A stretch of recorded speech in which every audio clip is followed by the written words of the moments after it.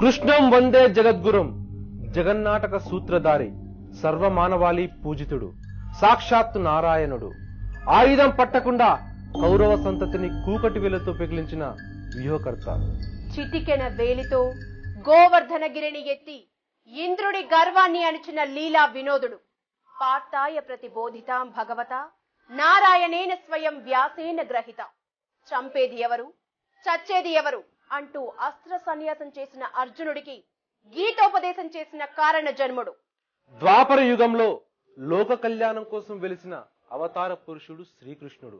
కానీ ఇదంతా నిజమేనా? కృష్ణుడు కవుల కల్పనేనా?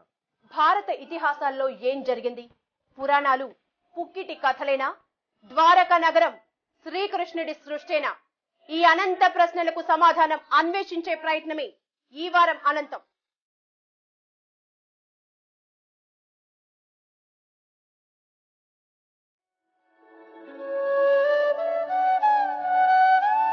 నమ్మకాలో వాస్తవాలు, నిజాలను దాచిన కల్పనలో ఏవైనా సరే కోట్లాది మంది భారతీయుల మనోభావాలు ఆధ్యాత్మిక ప్రపంచంతో ముడిపడి ఉన్నాయి.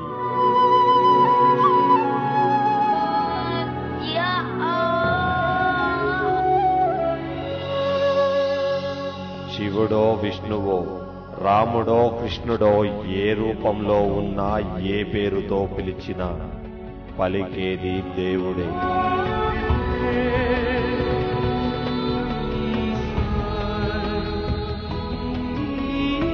మనిషన్న జీవికి ప్రాణం పోసి ప్రపంచమనే నాటకరంగాన్ని ఆడిస్తున్న జగన్నాటక సూత్రధారి ఆయనే ద్వాపర యుగంలో శ్రీకృష్ణుడు.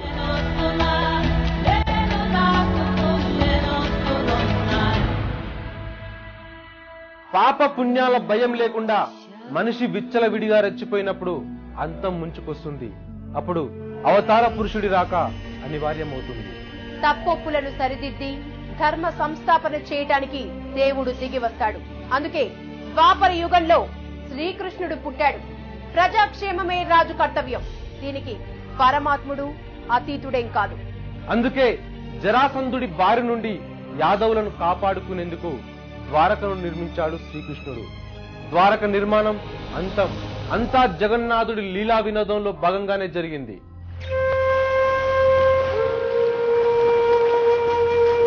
కంసుణ్ణి చంపినందుకు అతడి మేనమామ జరాసంధుడు కృష్ణుడిపై పగబడతాడు.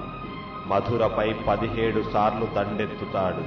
అన్నిసార్లు జరాసంధుణ్ణి శ్రీకృష్ణుడు ఓడిస్తాడు. కానీ యుద్ధాలతో మధురా నగరి తీవ్రంగా దెబ్బతింటుంది. దీంతో ప్రజల సంక్షేమం కోసం మరో రాజధానిని నిర్మించాలని కృష్ణుడు భావిస్తాడు. గోమతి నది సముద్రంలో కలిసే ప్రాంతంలో తనకో నగరాన్ని నిర్మించి ఇవ్వాలని విశ్వకర్మను ప్రార్థిస్తాడు. సముద్రుడు కూడా తన వంతుగా 12 యోజనాలు వెనక్కి జరుగుతాడు. ఆ ప్రదేశంలోనే ద్వారకను నిర్మించారని పురాణాలు చెబుతాయి. మహాభారత యుద్ధం జరిగిన 36 సంవత్సరాల పాటు శ్రీకృష్ణుడు ద్వారకలోనే ఉన్నాడు. ద్వారక సముద్రంలో మునగడానికి ముందు కృష్ణుడు అవతారాన్ని చాలించి వైకుంఠానికి వెళ్ళినట్టు పురాణాల్లో ఉంది.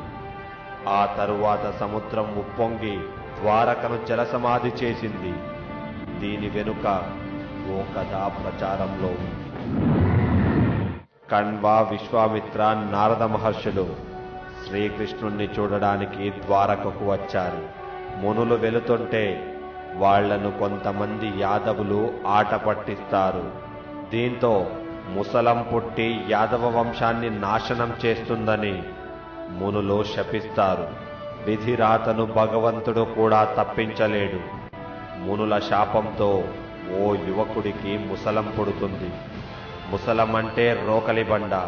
దానివల్ల వంశానికి అరిష్టం కాబట్టి దాన్ని పిండి చేసి సముద్రంలో కలపాలని శ్రీకృష్ణుడు ఆదేశిస్తాడు. అయితే ఒక ముక్కను యాదవులు అరగదీయలేకపోతారు. చేసేదేం లేక దాన్ని అలానే సముద్రంలో పడేస్తారు. అలలకు అది తీరానికి కొట్టుకొచ్చి ఇసుకలో దిగబడుతుంది. యాదవ కుల అంతానికి కాచుకొని ఉంటుంది. అప్పుడే ఎన్నడూ లేని విధంగా యాదవులు రాక్షసంగా ప్రవర్తిస్తుంటారు. ఒకరినొకరు కొట్టుకుంటారు. ఇక అంతం తప్పదని శ్రీకృష్ణుడు అర్థం చేసుకుంటాడు. తాను ఇష్టంగా కట్టుకున్న ద్వారకలో యాదవులు అంతం కావడం శ్రీకృష్ణుడికి ఇష్టం ఉండదు.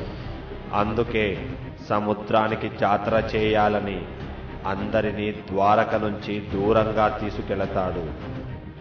ద్వారకలో మిగిలి ఉన్న ఆడవాళ్లను, అంతఃపుర స్త్రీలను తీసుకెళ్లమని అర్జునుడికి కబురు పంపుతాడు. అక్కడ ఉత్సవంలో మద్యం తాగి యాదవులు గొడవ పడతారు. ముసలం రేణువులను పీల్చుకొని ఎదిగిన గడ్డి మొక్కలతో కొట్టుకుంటారు. బలరాముడు అడవిలోకి వెళ్లి అవతారాన్ని చాలించి సముద్రంలో కలసిపోతాడు.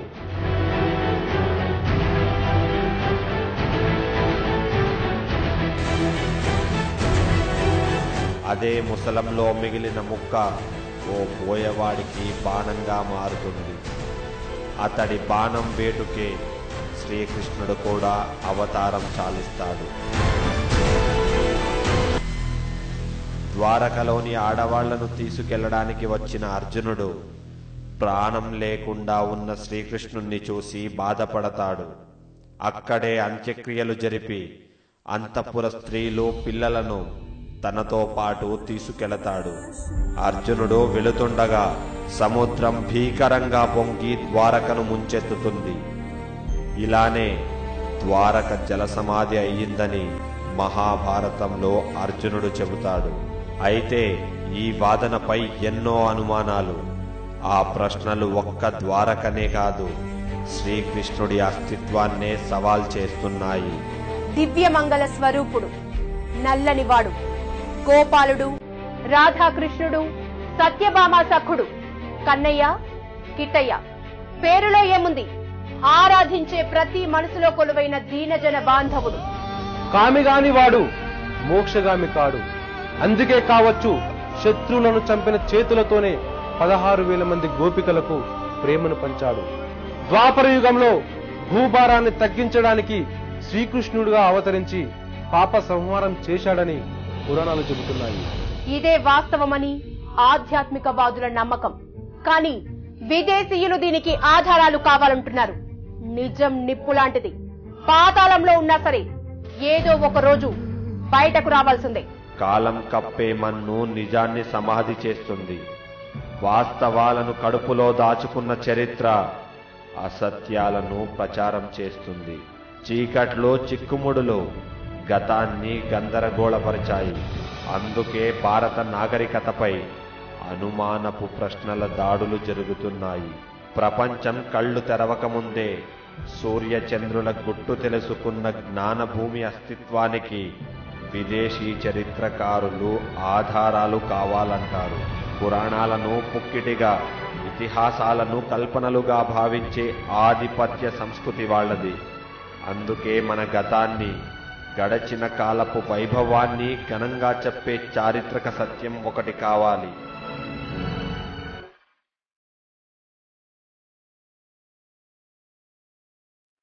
(1983) గుజరాత్ కడుపులో రహస్యాన్ని దాచుకున్న అరేబియా సముద్రం అల్లకల్లోలమవుతోంది. గత కాలంలో తాను చూసిన సంస్కృతి గొప్పతనాన్ని చెప్పడానికి అలలు ఆరాటపడుతున్నాయి.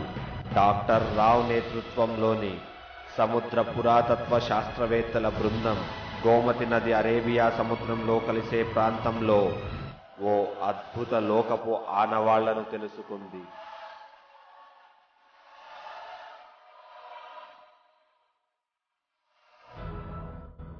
తీరం నుంచి 2 కిలోమీటర్ల దూరంలో ఉన్న ఈ అద్భుత ప్రదేశంపై 1983 నుంచి 1992 వరకు సాగిన అన్వేషణలో అనేక వస్తువులను, రాళ్లను శాస్త్రవేత్తలు సంపాదించారు.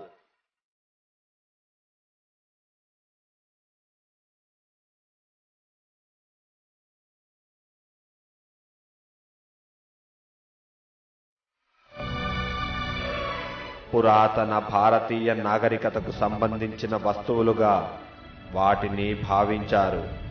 కార్బన్ డేటింగ్ లాంటి టెక్నాలజీని ఉపయోగించి అవి క్రీస్తు పూర్వం 18 నుంచి 15వ సంవత్సరానికి చెందినవిగా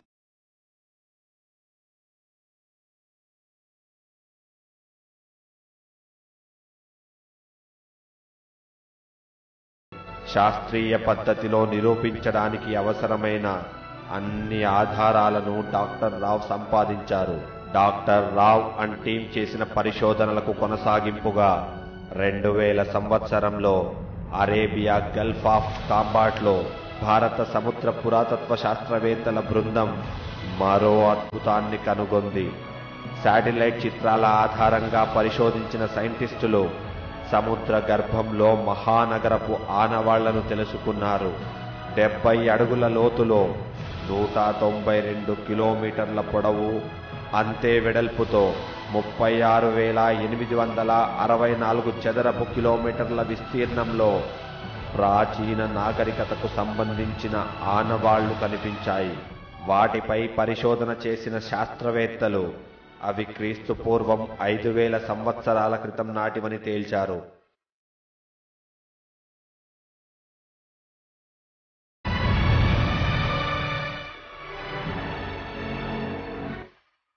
నాటి శాస్త్ర సాంకేతిక శాఖ మంత్రి మురళీ మనోహర్ జోషి లోక్సభలో ఓ ప్రకటన చేశారు. అరేబియా సముద్ర గర్భంలో బయటపడిన అవశేషాలు క్రీస్తు పూర్వం 7000 సంవత్సరాల క్రితం నాటివని చెప్పారు.